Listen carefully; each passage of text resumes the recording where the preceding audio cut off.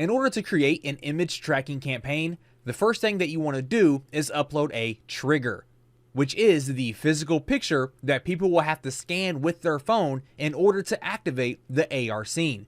So we just click on trigger here at the top, and then we are going to click on add trigger. And from here, we can upload any JPEG or PNG file. So now I'm going to go ahead and select my file. In this case, I want to create an augmented business card. So I upload my image here, and then I'm going to click on upload. And once I do that, we can see that my image is now inside of my builder. Now, because I want my image to be in an upright position, I'm going to go ahead and click on scene on the right-hand side and change the orientation from flat to upright. And perfect. Now we can see my business card is now in an upright position. Now from here, I can upload any assets that I want. A 3D asset as long as it's a GLB or GLTF. A video as long as it's an MP4. A JPEG or PNG file. An MP3 file, or just text. In this case, I'm going to go for a video. So we're going to drag that and drop that inside of my builder. I can select a file from my library, or I can upload a new file. And once I have my file selected here, we can see my video is now inside of my builder.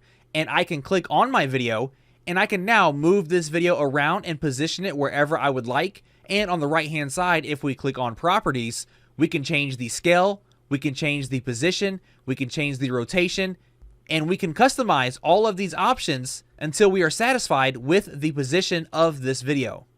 Now this video will appear in the exact same proportion, dimensions, and position that I set here that is relative to the trigger, which is my business card. Now once I have that set the way that I like it, the next thing that I want to do is I want to remove this background. So once I have the video selected here, we are going to make sure that we are inside of our properties, and then we're going to open up our settings, and we are going to remove the background color. And as we can see there, that is removed, and now I can even reposition this a little bit here once I have that background removed, just like so. And once I'm done customizing that, I want to make sure that I click on save. What I want to do now is I want to add another scene, which is going to be the back of this same business card. So to do that, we are going to click on the plus option up here at the top, and that's going to create scene 2. And then once we have scene 2 created, I'm going to go ahead and click on it to select it. Now from here, we are going to click on triggers once again, and we are going to add trigger. And this time, I'm going to upload the back of my business card. And once I have that selected, we can go ahead and click on upload. Now, similar to scene number 1, we need to go inside of our scene, and we need to change the orientation to be upright, just like so. And now we have that there. And now for this scene, what I want to add is a 3D object. So we're going to drag that, and we're going to drop it. And again, we can choose one from our library. We can upload our own file, or we can use one of our ready-to-use options from our library over here. In this case, I'm going to go ahead and upload my own 3D object. As we can see, I can select it, and just like previously, I am free to move this around, scale it down, and adjust the properties however I see fit. So let's go ahead and scale this down a little bit. Perfect. And I'm going to move it up a little bit, just like so. And now I would like to add some more interactions that users can have. So now I want to add some images and make them buttons. So I'm going to grab an image, I'm going to drag it, and I'm going to drop it inside of my builder. I'm going to upload my own file. And once I have that selected, I'm going to upload that. And then once we have it uploaded, again, we can move this around. We can change the sizing, the positioning, and so forth. So I'm going to move it over here a little bit. And let's go ahead and go inside of our properties. And we're going to scale this down a little bit so that it fits on our screen a little better here. All right, and once we have that in position, I'm going to go ahead and I'm going to add 2 more buttons to go underneath it.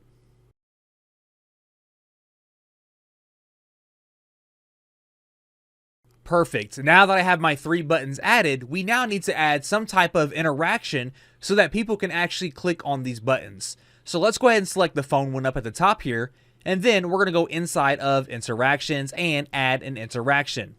The starting event will be tap, and the result of the interaction will be go to link.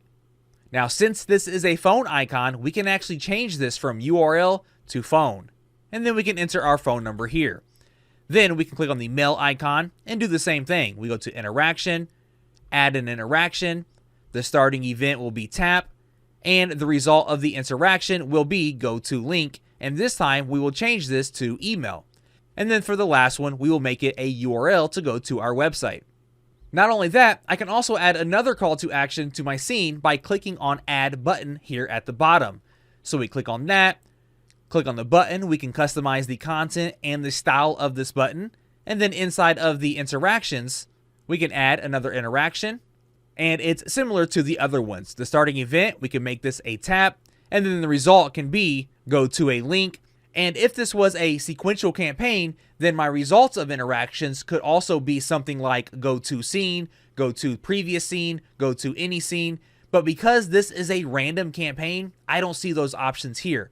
But that is one way that users could move from one scene to another scene in a sequential campaign.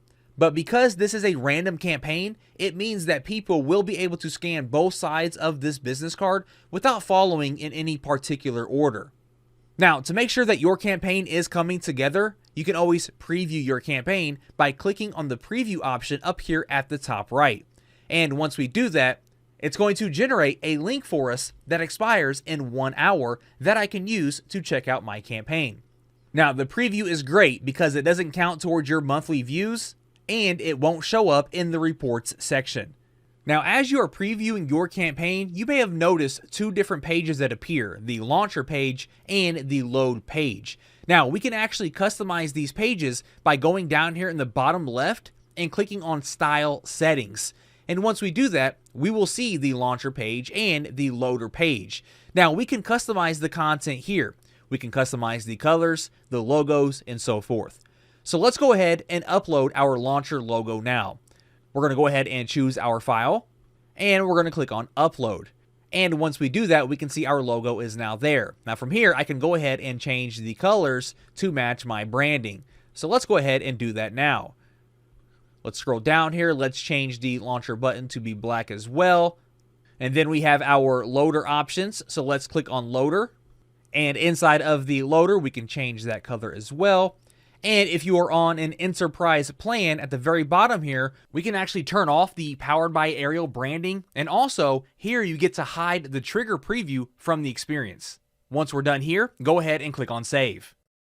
And that's it. Once you are satisfied with your campaign, we can go ahead and click on the publish option up here at the top right. And once we do that, we have the ability to customize the campaign domain. If we have added our third level domain, we can customize that here, as well as the campaign slug.